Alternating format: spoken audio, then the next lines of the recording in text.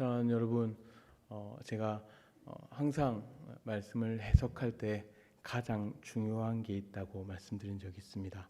여러분 기억나십니까? 가장 중요한 것은 바로 문맥입니다. 문맥. 이렇게 문맥의 흐름에 따라 본문을 해석하는 것이 가장 중요합니다. 고려신학대학원에 있는 길성남 교수님은 해석할 때 중요한 요소 3가지를 말씀하면서 첫 번째가 문맥이고, 두 번째도 문맥이고, 세 번째도 문맥이다, 이렇게 얘기했어요. 그 정도로 문맥은 굉장히 중요한 요소입니다. 그래서 오늘 본문을 해석하기 위해서는 앞에 있는 본문을 우리가 한번 봐야 합니다. 요한복음 2장 23절에서 24절입니다. 제가 읽어보겠습니다. 6월절에 예수께서 예루살렘에 계시니 많은 사람이 그의 행하시는 표적을 보고 그의 이름을 믿었으나 예수는 그의 몸을 그들에게 의탁하지 아니하셨으니 이는 친히 모든 사람을 아심이요 라고 적혔습니다. 여러분, 예수님께서 6월절에 예루살렘에 계시면서 많은 사람들에게 표적을 행합니다. 우리 2장 앞부분에 살펴본 것처럼 이 가나안 혼인잔치에서 물을 포도주로 바뀌는 표적도 보이셨고요. 또 성전에서 홀로, 왜소한 몸 홀로 모든 사람들을 내쫓는 두려움을 주는 표적을 행하시기도 했습니다. 그뿐만 아니라 예루살렘을 거하시면서 여러 가지의 표적들을 행했습니다. 그래서 그것을 많은 사람들이 봤죠. 보고 나서 그의 이름을 믿습니다. 그런데 24절에 보면 예수는 그의 몸을 그들에게 의탁하지 아니하셨으니 이는 친히 모든 사람을 아심이요라고. 이게 무슨 말이냐면 예수님은 그 사람들의 마음을 압니다. 마음을 알아서 그들이 진실로 자신을 믿고 있다라는 것을 아시는 거예요. 그래서 그게 진정한 믿음이 아니다라는 것을 판단하실 수 있는 겁니다. 그래서 그들을 믿지 않고 그들을 의탁하지 않았다라고 얘기하는 겁니다. 그러니까 표적을 믿었지만 그 표적을 믿는 것으로 예수님을 진짜로 믿고 있는 것은 아니다라는 것을 예수님은 아신 것이죠. 그래서 그런 사람들 중에 한 명인 니고데모가 3장에 등장합니다. 우리 3장 2절 한번 읽어볼까요? 3장 2절에 보면 그가 밤에 예수께 와서 이르되 랍비여, 우리가 당신은 하나님께로부터 오신 선생인 줄 아나이다. 하나님이 함께 하시는 이시면 당신이 행하시는 이 표적을 아무도 할 수 없음이니이다. 그러니까 니고데모가 와서 이야기하는 거예요. 이 표적은 하나님이 함께 하셔야만 행할 수 있는 표적입니다. 내가 그것을 압니다라고 이야기합니다. 그런데 언제 찾아오고 있습니까? 밤에 찾아와요. 밤에. 낮에 안 찾아오고 밤에 은밀하게 예수님을 찾으러 옵니다. 왜냐하면 이 니고데모는 유대인의 지도자였습니다. 그런데 유대인들이 예수님에 대해서, 이 지도자층은 예수님에 대해서 별로 좋지 않게 생각해요. 왜냐하면 예수님이 표적을 행하시는 건 맞는데 그 표적이 마치 율법을 어기는 듯한 느낌을 받기 때문이에요. 예를 들어서 성전을 뒤집어 부셨어요. 그리고 내가 성전을 허물겠다 이렇게 말씀하셨죠. 그래서 이 성전을 비방하는 것처럼 보입니다. 또 안식일 날 사람을 고치세요. 안식일을 범하는 것처럼 느껴집니다. 또 창기들과 죄인들과 함께 있습니다. 그리고 가장 중요한 표적인데 표적을 행할 때마다 죄를 사한다고 이야기합니다. 죄를 사하는 것은 하나님만 하실 수 있죠. 마치 하나님과 동등된 것처럼 말하는 거예요. 표적을 행하면서요. 그러니까 이 니고데모 입장에서는 분명히 그 표적은 하나님이 함께 하셔서 행하시는 표적은 맞는데 율법을 어기는 것 같은 거예요. 그래서 이것을 예수님과 만났다가는 소문이 나면 자신에게 별로 좋지 않게 되겠죠. 그래서 밤에 은밀히 예수님을 찾으러 옵니다. 그리고 예수님을 향해서 하는 말이 뭐라고 합니까? 랍비어라고 합니다. 랍비어. 그리고 하나님께로부터 오신 선생인 줄 아나이다. 그러니까 표적을 보고 예수님을 하나님이 함께 하신다는 것을 알겠지만 그분이 주님이시다. 라는 것은 믿지 않는 거죠. 그분이 메시아다라는 것을 믿지 않는 겁니다. 무슨 말인지 아시겠죠? 근데 그렇게 니고데모는 예수님을 찾아왔어요. 여기서 우리가 알 수 있는 한 가지 내용은 뭡니까? 표적. 그러니까 경험으로만 믿는 신앙은요, 가짜일 수 있다는 것입니다. PPT 있습니다. 네. 경험으로만 믿는 신앙은 가짜일 수 있어요. 여러분, 오해하시게 들으시면 안 됩니다. 경험은 신앙에 있어서 굉장히 중요합니다. 여러분들이 인생을 살면서 또 하루 일주일 살면서 여러분들이 하나님을 경험하고 하나님이 나에게 어떤 일을 행하셨는지 경험하고 느껴서 주일날 와서 성도들과 교제하면서 일주일 동안 하나님 나에게 어떻게 역사하셨다라고 나누고 간증하는 것은 매우 중요하고 매우 그것이 있기를 소망합니다. 그러나 그러한 경험만으로 존재하는 신앙은요, 가짜일 수 있다는 것입니다. 왜냐하면 여러분, 경험은 기독교에만 존재한 게 아닙니다. 여러분, 모세가 출애굽기에 모세가 지팡이를 뱀을 만들죠. 그때 그게 애굽에 있던 술사들도 똑같이 만듭니다. 그리고 열재앙을 보낼 때도 초반부에는 똑같이 그러한 재앙들을 똑같이 행해요. 그러니까 다른 종교에서도 다른 곳에서도 그러한 표적이나 경험들은요, 일어난다는 거예요. 여러분, 우리가 방언하지 않습니까? 방언을 하는 분도 계신데, 방언을요, 기독교에만 존재하는 게 아닙니다. 다른 종교에도 방언이 있어요. 그리고 여러분, 예언하는 거 있죠. 예언. 다른 종교도 예언합니다. 대표적인 것이 무당이죠. 네. 점 보는 사람들. 뭐 틀릴 때도 있지만 간혹 맞지요. 그런 일들이 일어나요. 또 치유하는 사건도 일어나죠. 막 돌을 막 만졌는데 몸이 막 낫고 막 그런 일도 일어나요. 또 우리가 막 예배를 드리면서 하나님 앞에 기쁘고 눈물 흘리는 그런 경험도요. 여러분, 다른 종교에서도 종교적인 어떤 영적인 것들을 막 느끼면서 황홀경에 빠지는 그런 일도 일어납니다. 그러니까 경험으로만 하나님을 신앙하는 것은요, 혹은 내가 진짜로 하나님을 믿는 것이라고 판단할 수 없다는 것입니다. 그러면 진짜 신앙을 갖는 건 무엇인가? 그것은요, 바로 거듭나야 합니다. 거듭나야만 하나님 나라를 볼 수 있는 거예요. 오늘 요한복음 3장 3절에 이렇게 나와 있습니다. 제가 읽겠습니다.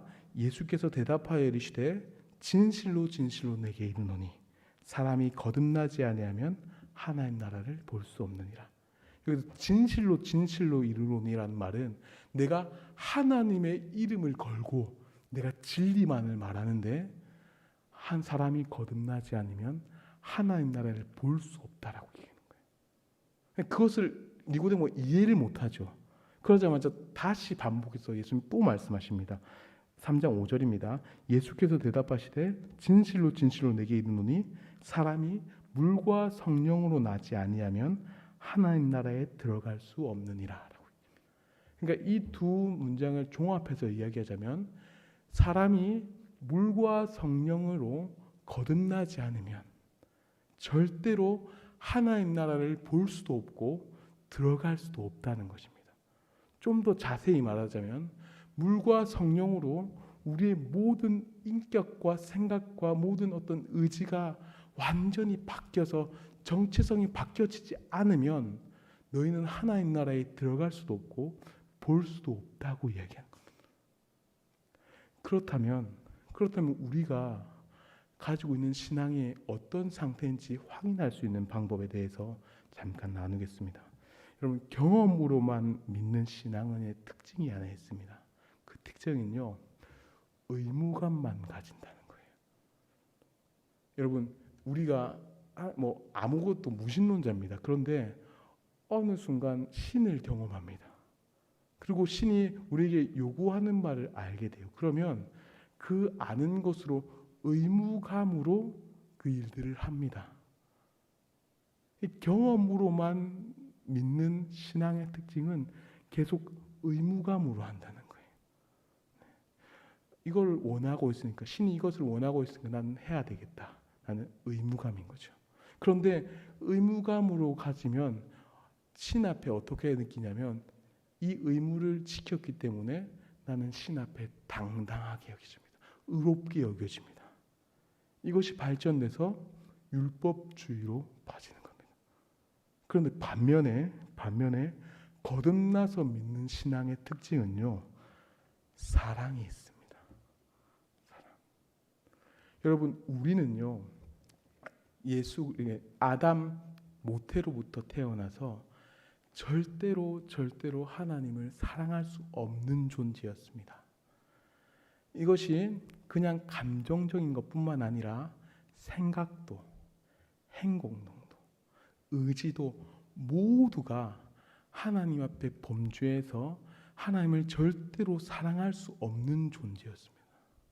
이것을 신학적인 용어로는 전적 타락이라고 얘기합니다.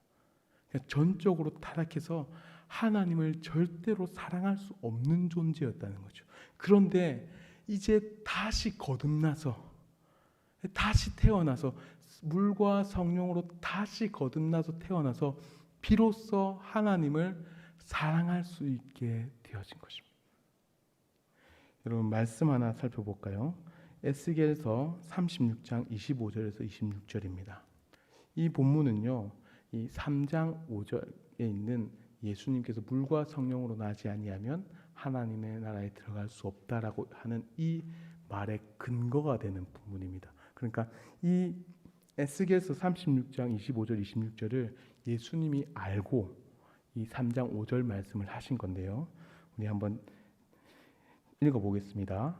맑은 물을 너희에게 뿌려서 너희로 정결하게 하되 곧 너희 모든 더러운 것에게와 모든 우상 숭배에서 너희를 정결하게 할 것이며 또 새 영을 너희에게 두고 새 마음을 너희에게 주되 너희 육신에서 굳은 마음을 제거하고 부드러운 마음을 줄 것이며 또 내 영을 너희 속에 두어 너희로 내 율례를 행하게 하리니 너희가 내 규례를 지켜 행할지니라. 아멘. 그러니까 물과 성령으로 거듭난다고 했지요. 여기서 보면 25절에 맑은 물을 너에게 뿌려서라고 얘기합니다. 또 26절에 보면 또 새 영을 너희 속에 두고 이렇게 얘기하고 27절에도 또 내 영을 너희 속에 두고 이렇게. 그러니까 맑은 물과 성령을 너에게 두어서 그것을 너희를 거듭나게 해서, 제가 빨간 글씨로 적었는데요. 어떻게 된다고 얘기합니까? 굳은 마음이 제거되고 부드러운 마음을 줄 것이다 라고 이야기하고 있습니다. 거듭난 사람, 거듭나지 않은 사람은요, 굳어 있는 거예요. 마음이 딱딱하게 굳어서 하나님의 진리의 말씀을 선언하고 말해도 마음에 아무런 반응이 없습니다. 딱딱하게 굳어서 하나님을 놀라우신 복음의 소식과 죄인에 대한 회고에 대한 촉구를 말하고 이야기해도 굳어서 마치 로봇처럼 아무런 반응이 없는 상태, 그 상태가 바로 거듭나지 않은 상태인 것입니다. 그런 모습을 보면서 마태복음 11장 17절에 이렇게 이야기합니다. 이르되 우리가 너희를 향하여 피리를 불어도 너희가 춤추지 않고 우리가 슬피 울어도 너희가 가슴치지 아니하였다함과 같도다. 딱딱하게 굳어서 피리를 불어도 춤추지 않는 거예요. 슬피 울어도 가슴치지 않는 거예요. 거듭나지 않는 자의 모습인 것입니다. 사랑하는 여러분, 여러분들의 마음은 어떻습니까? 여러분들의 신앙은 어떻습니까? 그저 의무감 속에 있습니까? 아니면 하나님을 사랑함으로 하나님을 즐거워하고 있습니까? 여러분,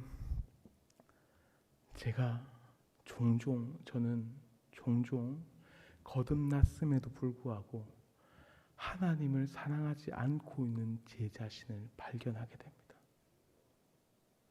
하나님을 사랑하지 않는 제 자신을 발견해도 그것이 엄청 힘든 잘못된 상황임에도 불구하고 제 마음이 슬퍼하지 않는 제 마음을 발견할 때가 있습니다. 그리고 그런 마음을 발견하면서 이 강단에 서서 말씀을 전하는 것이요, 저에게 어떤 설교 준비보다 가장 고통스러운 작업입니다. 내가 정말로 거듭나 있는 거 맞는지에 대해서 곰곰이 묵상하고 생각할 때가 많이 있다는 것입니다. 사랑하는 여러분, 여러분들은 어떻습니까?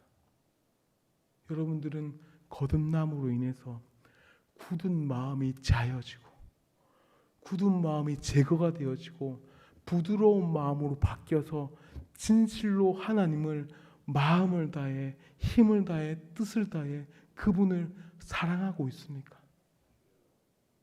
아니면 그저 남들 눈치 때문에 내가 어느 정도 직분을 받았고 어느 정도 위치에 서 있기 때문에 누군가에게 비난받기 싫어서 의무감으로 어쩔 수 없이 나와서 어쩔 수 없이 종교적인 행위로 하고 있습니까? 행위를 함으로 인해서 마치 나는 하나님을 완전하게 내가 이제 신앙을 다 지켰다라고 여기면서 나는 안전하다고 여기십니까? 여러분, 우리는 돌이켜야 합니다. 우리는 돌이켜야 합니다.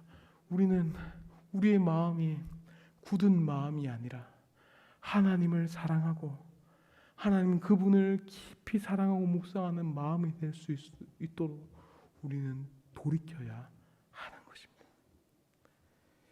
그러면 어떻게 하면, 여러분, 어떻게 하면 우리의 마음을 돌이킬 수 있습니까? 그 방법은요, 십자가를 바라보는 것입니다.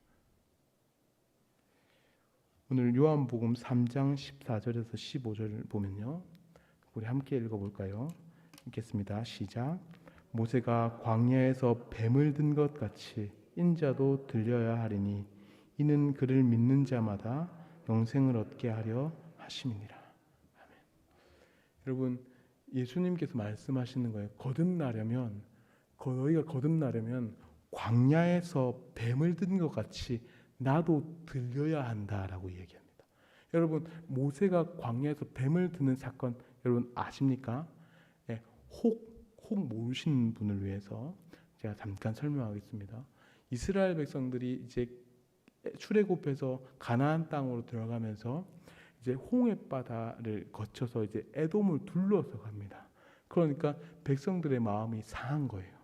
그래서 불평하기 시작하는데 너희가 우리를 죽이려고 인도했다라고 말하면서 하나님이 주신 이 만나, 하나님이 사랑하셔서 그들을 먹이시려고 주신 만나를 보면서 하찮은 음식을 싫어하는도다 이렇게 하면서 불평 불만을 쏟아냅니다. 그러자 불뱀이 나와서 이스라엘 백성들을 물고 죽입니다. 그때 모세가 기도하죠. 그래서 하나님께서 장대에 뱀을 달아라. 그래서 그 뱀을 본 자마다 살 것이다. 이렇게 하셔서 장대에 노뱀을 달아서 세웁니다. 그리고 그 뱀을 본 자만 살아남게 되는 거죠. 이것처럼 예수님도 똑같이 달리셔야 된다는 거예요. 똑같이 십자가에 달리셔야 된다는 거예요. 그리고 그 십자가에 달리신 그 그리스도를 바라볼 때, 십자가에 죽으시고 못 박히신 그분, 노뱀처럼 달리신 그 예수님을 바라볼 때 우리는 비로소 살 수 있게 되는 것입니다. 그분을 바라볼 때 비로소 우리는 그분을 사랑할 수 있게 되는 것입니다. 왜요?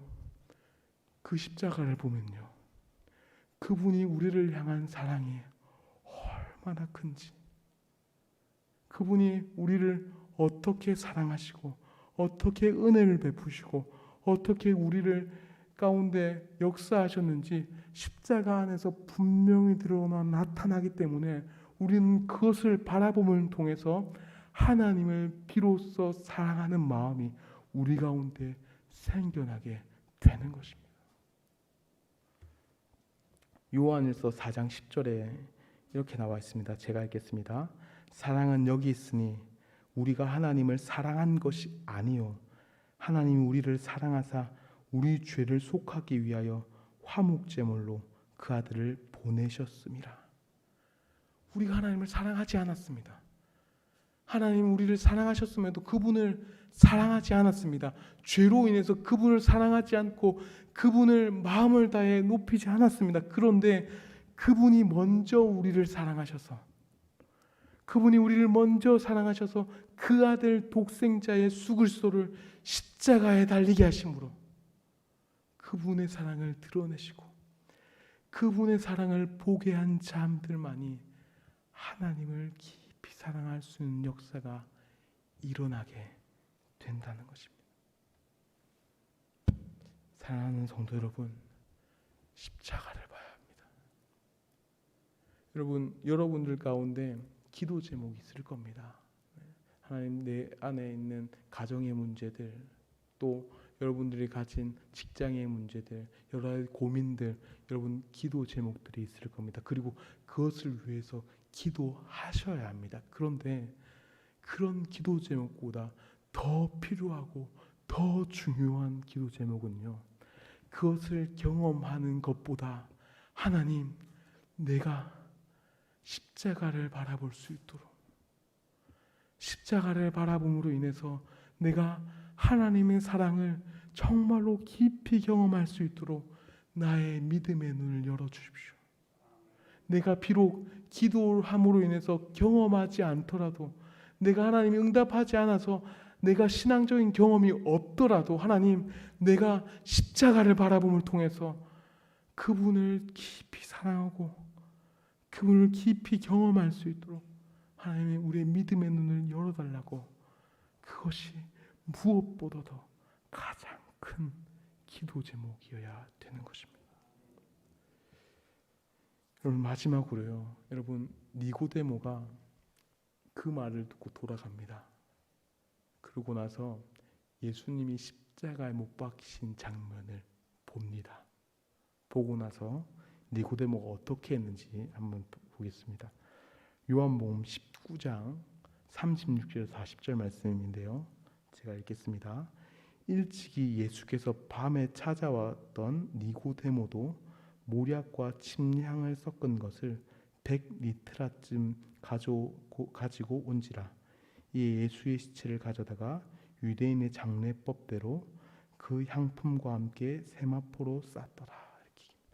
그러니까 예수님의 십자가 그 달신 것을 니고데모가 보고 가서 이 아리마다 요셉과 함께 그 시체를 가져옵니다.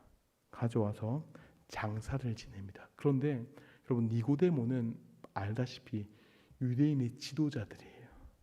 그런데 이 십자가에 달린 자들은 저주받은 자라고 생각했거든요. 그래서 그런 자들을 장사 지낼 수가 없습니다. 그런데 예수님의 시체를 데리고 장사를 지냅니다. 당연히 지도자들은 알겠죠, 누가 장사 지냈는지. 그런데 장사를 지냅니다. 그리고요, 모략과 침량을 섞은 것을 이제 들고 오는데, 이 의미는 뭐냐면 이 왕들에게만 하는 거예요. 모략과 침량을 섞은 것을 이 무덤가에 둔다는 것은 왕들에게만 하는 겁니다. 그 니고데모가 예수님이 죽으신 것을 보고 그분이 진짜 이스라엘 왕이시라는 것을 깨닫는 거죠. 그래서 모략과 침량을 가지고 옵니다. 그리고 시체를 세마포로 싸는데, 여러분 아시다시피 유대인들은 시체를 만지면 어떻다고 생각합니까? 부정하다고 생각합니다. 그런데 그런 거 전혀 신경 쓰지 않고 세마포로 시체를 쌉니다. 여러분, 니고데모가 밤에 예수님을 찾아왔어요. 두려워서, 남들의 눈에 두려워서 밤에 예수님을 찾아왔던 자입니다. 그리고 그분을 랍비라고 부르던 자입니다. 그런데 십자가에 달리신 그리스도를 보고 그분의 사랑과 놀라우신 은혜를 발견하고 보니까 니고데모가 어떻게 바뀌었습니까? 그분을 왕으로 인정하기 시작했습니다. 그분을 위해서 자신이 사회적으로 매장된다 할지라도 그분을 위해서 장사 지냅니다. 이 모든 일들은요, 니고데모가 십자가에 달리신 예수 그리스도를 바라보았기 때문입니다. 사랑하는 성도 여러분, 십자가를 바라보십시오. 우리가 우리 마음 가운데 사랑이 없고 하나님을 향한 사랑이 없고 우리 마음 가운데 완전히 굳어져서 식어져서 하나님을 향한 어떠한 열정도 없을 때, 그때 십자가를 바라보십시오. 그분의 사랑이, 그분의 은혜가 우리를 관통해서 다시 하나님을 사랑할 수 있도록, 다시 하나님의 백성으로 다시 거듭난 그 모습으로 다시 돌아갈 수 있도록 십자가를 바라봄으로 니고데모와 같이 우리의 모든 것을 내어드리는 여러분과 제가 되기를 주님의 이름으로 축원합니다.